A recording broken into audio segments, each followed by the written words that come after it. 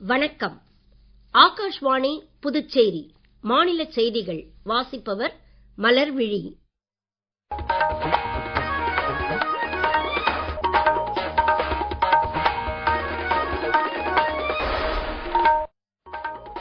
தலைப்புச் செய்திகள். பிரதமர் திரு நரேந்திர மோடி கானா, பிரேசில், நமீபியா உள்ளிட்ட 5 நாடுகளுக்கான பயணத்தை வெற்றிகரமாக முடித்துக் கொண்டு தாயகம் திரும்பியுள்ளார். வங்கி அல்லாத நிதி நிறுவனங்களின் கடன் வசூல் நடவடிக்கைகள் முற்றிலும் ரிசர்வ் வங்கி விதிமுறைப்படி அமைய வேண்டும் என மத்திய நிதியமைச்சர் திருமதி நிர்மலா சீதாராமன் கூறியுள்ளார். புதுச்சேரியில் பிஜேபி மேலிட பொறுப்பாளர் திரு நிர்மல் குமார் சுரானா இன்று முதலமைச்சர் திரு ரங்கசாமியை சந்தித்து பேசினார். தேர்தலை எதிர்கொள்வதற்கான பணிகள் குறித்து தாங்கள் பேசியதாக திரு சுரானா, திரு ரங்கசாமி ஆகிய இரு தலைவர்களும் தெரிவித்துள்ளனர். இனி விரிவான செய்திகள்.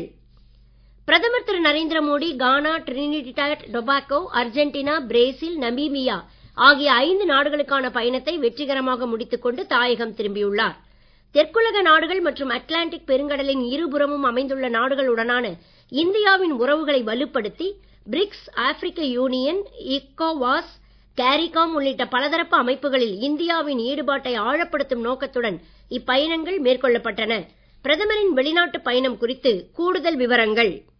5 நாடுகள் பயணத்தின் முதல் கட்டமாக பிரதமர் திரு நரேந்திர மோடி கானா சென்றபோது அந்நாட்டின் மிக உயரிய ஸ்டார் ஆஃப் கானா விருது அவருக்கு வழங்கப்பட்டது. 30 ஆண்டு இடைவெளிக்கு பின்னர் இந்திய பிரதமர் ஒருவர் கானாவிற்கு மேற்கொள்ளும் முதல் பயணமாக இப்பயணம் அமைந்தது. பயணத்தின் 2ஆம் கட்டத்தில் பிரதமர் டிரினிடாட் சென்றபோது அந்நாட்டின் மிக உயரிய சிவிலியன் விருது அவருக்கு வழங்கப்பட்டது. வெளிநாட்டு தலைவர் ஒருவருக்கு டிரினிடாட் அரசால் இந்த விருது வழங்கப்படுவது இதுவே முதன்முறையாகும். பயணத்தின் 3வது கட்டத்தில் பிரதமர் திரு நரேந்திர மோடி அர்ஜென்டினா சென்று முக்கிய துறைகளில் இருதரப்பு உறவுகளை வலுப்படுத்திக் கொள்வது குறித்து அர்ஜென்டினா அதிபருடன் பேச்சுவார்த்தை நடத்தினார். பயணத்தின் 4வது கட்டத்தில் பிரதமர் திரு நரேந்திர மோடி பிரேசில் நாட்டின் ரியோ டி ஜெனீரோ நகரில் 17வது பிரிக்ஸ் உச்சி மாநாட்டில் கலந்து கொண்டார். தொடர்ந்து பிரேசிலியா நகரில் பிரேசில் அதிபரை அவர் சந்தித்து இருதரப்பு பேச்சுவார்த்தை நடத்தினார். பிரேசில் நாட்டின் மிக உயரிய சிவிலியன் விருதான சதர்ன் கிராஸ் கிராண்ட் காலர் விருது பிரதமர் திரு நரேந்திர மோடிக்கு வழங்கப்பட்டது. 5 நாடுகள் பயணத்தின் இறுதி கட்டத்தில் பிரதமர் திரு நரேந்திர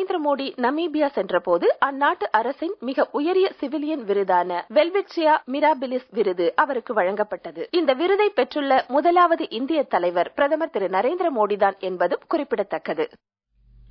பிரதமர் திரு நரேந்திர மோடியின் வெற்றிகரமாக 5 நாடுகள் பயணத்தில் இந்தியா முக்கியமான சாதனைகளை எட்டியிருப்பதாக பிஜேபி கூறியுள்ளது. அக்கட்சியின் செய்தி தொடர்பாளர் திரு சுதான்சு திரிவேதி புதுடெல்லியில் இன்று இதுகுறித்து செய்தியாளர்களிடம் பேசுகையில், தீவிரவாத பிரச்சனைக்கு தீர்வு காண வேண்டியதன் அவசியம் குறித்து பிரிக்ஸ் உச்சி மாநாட்டின் போது உலக ஒப்புதலை பிரதமர் நிறுவி இருப்பதாக கூறினார். இயற்கை ஆதாரங்கள் மற்றும் அபூர்வ கனிமங்கள் அதிகம் உள்ள நாடுகளான கானா மற்றும் நமீபியாவுடன் இந்தியா உடன்பாடுகளை எட்டியிருப்பதாகவும் திரு திரிவேதி கூறினார். பிரிக்ஸ், குவாட் ஆகிய 2 கூட்டமைப்புகளிலும் இடம்பெற்றுள்ள ஒரே நாடு இந்தியாதான் என்றும் இந்தியாவின் வெளியுறவு கொள்கை புதிய அத்தியாயத்தை எட்டியிருப்பதற்கு இதுவே சான்றாகும் என்றும் அவர் மேலும் குறிப்பிட்டார். குடியரசு துணைத் தலைவர் திரு ஜெகதீப் தன்கர் இன்று புதுடெல்லியில் ஜவஹர்லால் நேரு பல்கலைக்கழகத்தின் முதலாவது வருடாந்திர கல்வியியல் மாநாட்டை தொடக்கி வைத்தார். ஐரோப்பாவில் பல்கலைக்கழகங்கள் தோன்றுவதற்கு பல காலம் முன்பிருந்தே இந்தியாவில் பல்கலைக்கழகங்கள் அறிவு கேந்திரங்களாக சிறப்பான முறையில் செயல்பட்டு வந்திருப்பதாக அவர் தமது உரையில் கூறினார். பழங்கால இந்தியாவின் தக்ஷசீலா, நாலந்தா, விக்ரம்சீலா போன்ற பல்கலைக்கழகங்கள் அறிவுசார் வாழ்க்கையின் ஒளிரும் மையங்களாகவே திகழ்ந்ததாக அவர் குறிப்பிட்டார். அறிவு கடலாகவே விளங்கிய இப்பல்கலைக்கழகங்களில் பல்லாயிரம் ஓலைச்சுவடிகள் அடங்கிய நூலகங்களும் இருந்ததாக அவர் கூறினார். மத்திய ஆயுஷ் அமைச்சகத்தின் ஒத்துழைப்புடன் இந்திய ஞான முறைகளின் எதிர்காலம் என்ற தலைப்பில் ஏற்பாடு செய்யப்பட்டுள்ள இம்மாநாட்டின் தொடக்க விழாவில் மத்திய அமைச்சர் திரு சர்பானந்த சோனோவால், ஜவஹர்லால் நேரு பல்கலைக்கழக துணைவேந்தர் பேராசிரியர் சாந்தி ஸ்ரீ பண்டிட் உட்பட பலர் கலந்து கொண்டனர். இந்திய பாரம்பரிய ஞானத்தை உலக அளவில் எடுத்துச் செல்லும் நோக்கத்திலான இந்த 3 நாள் மாநாட்டில் 100 ஆய்வுக் கட்டுரைகள், 17 விவாத அமர்வுகள் மற்றும் வல்லுநர் உரைகள் இடம்பெறுகின்றன. வங்கி அல்லாத நிதி நிறுவனங்களின் கடன் வசூல் நடவடிக்கைகள் நியாயமான முறையில் கருணை மற்றும் மரியாதையுடன் மேற்கொள்ளப்பட வேண்டியதன் அவசியத்தை மத்திய நிதியமைச்சர் திருமதி நிர்மலா சீதாராமன் வலியுறுத்தியுள்ளார். இதற்கான ரிசர்வ் வங்கியின் விதிமுறைகளை நிதி நிறுவனங்கள் முழுமையாக கடைபிடிக்க வேண்டும் என்று இன்று புதுடெல்லியில் என்பிஎஃப்சி கருத்தரங்கில் பேசுகையில் கூறினார். விண்ணப்பதாரர்களின் நியாயமான தேவைகள் மற்றும் கடன் தீர்ப்பு திறன் அடிப்படையில் மட்டுமே கடன் வழங்கப்பட வேண்டும் என்றும், அனைவருக்கும் நிதி வசதி என்பதை நிதி சுரண்டலுக்கான சாக்காக மாற்றிவிடக் கூடாது என்றும் நிதி அமைச்சர் குறிப்பிட்டார். கடன் வழங்கும் நிறுவனங்கள் தீவிர விளம்பரங்களை தவிர்க்க வேண்டும் என்றும், நியாயமான வட்டியில் மட்டுமே கடன் வழங்க வேண்டும் என்றும் அவர் கூறினார். வங்கி அல்லாத நிதி நிறுவனங்களின் நிர்வாக கொள்கையில் வாடிக்கையாளர் பாதுகாப்பிற்கு முக்கியத்துவம் அளித்தல் அவசியம் என்று நிதியமைச்சர் மேலும் வலியுறுத்தினார். நீங்கள் கேட்டுக்கொண்டிருப்பது மாநில செய்திகள். ஆகாஷ்வாணி செய்திகளை நேயர்கள் உடனுக்குடன் தெரிந்து கொள்ள எமது புதுச்சேரி மண்டல செய்தி பிரிவின் சமூக ஊடகங்களான @airnews புதுவை என்ற எக்ஸ் பக்கத்தையும், all India radio news Puducherry என்ற பேஸ்புக் பக்கத்தையும், @RNU புதுச்சேரி என்ற யூடியூப் சேனலையும் அணுகலாம். செய்திகள் தொடர்கின்றன. புதுச்சேரியில் பிஜேபி மேலிட பொறுப்பாளர் திரு நிர்மல்குமார் சுரானா இன்று முதலமைச்சர் திரு ரங்கசாமியை அவரது இல்லத்தில் சந்தித்து பேசினார். பின்னர் முதலமைச்சர் திரு ரங்கசாமி செய்தியாளர்களிடம் பேசுகையில் 2026ஆம் ஆண்டு தேர்தலில் தேசிய ஜனநாயக கூட்டணி ஆட்சி அமைப்பது குறித்து தாங்கள் ஆலோசித்து வருவதாகவும், கூட்டணி மீண்டும் வெற்றி பெற்று ஆட்சி அமைக்கும் என்றும் கூறினார். எந்த அரசு இருந்தாலும், எந்த ஆளுநர் இருந்தாலும் மாநில அந்தஸ்து கிடைக்கும் வரை சில பிரச்சனைகள் வரத்தான் செய்யும் என்றும், நிர்வாகத்தில் அதை பேசி சரி செய்து கொள்ளலாம் என்றும் அவர் குறிப்பிட்டார். பிஜேபி தமக்கு ஒருபோதும் அழுத்தம் கொடுத்தது இல்லை என்று முதலமைச்சர் திரு ரங்கசாமி கூறினார். பிரதமர் எப்போதும் தம்முடன் நல்ல உறவில்தான் உள்ளதாகவும், தாம் காங்கிரஸ் கட்சியில் இருந்தபோதே அவருடன் நட்புணர்வோடு பேசியது உண்டு என்றும் அவர் குறிப்பிட்டார். மக்கள் தேர்தல் மூலம் தங்களை தேர்ந்தெடுத்து இருப்பதாக குறிப்பிட்ட அவர், பாரதிய ஜனதா கூட்டணியிலிருந்து தாங்கள் வெளியேறும் சூழ்நிலை இல்லை என்றும், 2026ஆம் ஆண்டு தேர்தல் வரை நடப்பு அரசு மக்களுக்கு தொடர்ந்து சேவையாற்றும் என்றும் கூறினார். மாநில அந்தஸ்து குறித்து சட்டமன்றத்தை கூட்டி விவாதிக்கப்படும் என்றும், அனைத்து கட்சியினரும் மாநில அந்தஸ்தை வலியுறுத்த வேண்டும் என்றும் திரு ரங்கசாமி கூறினார். இது தொடர்பாக பிரதமரை எப்போது வேண்டுமானாலும் சந்திப்போம் என்று அவர் குறிப்பிட்டார். ரங்கசாமி சுரானா சந்திப்பு குறித்து கூடுதல் விவரங்கள்.